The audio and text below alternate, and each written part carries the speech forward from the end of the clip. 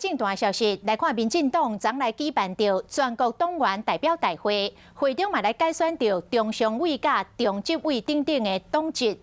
这毋若牵动着年底9合1的大选，嘛影响着2024总统提名的布局。新任的中常委国派会释处，虽然甲进前是同款无啥物改变，也毋过新潮流下3席的中常委。有前副总统赖清德的立委林俊宪进入到中常会，再加上甲赖清德较友善的陈世凯甲何志伟2席的常委，互外界看做是赖清德的派系正式进入到民进党权力的中心。总统蔡英文毛投票，民进党全大会2年1摆改选结果出来，中常会组成派系结构无改变。内底注意的是副总统赖清德、伊的人马陈世凯甲立委林俊宪成功进任。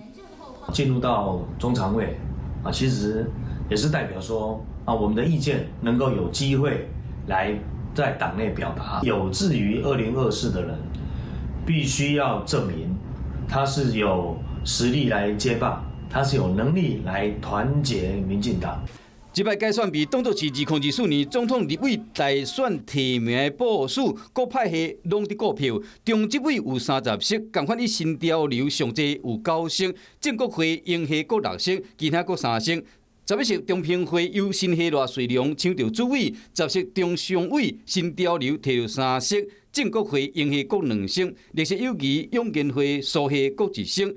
亲赖清德系统拢超过1/3被改落做赖清德人马正式进入党权力核心，能够以党主席，然后所有的各派系，大家用所谓协调的方式，把民进党的整个内部问题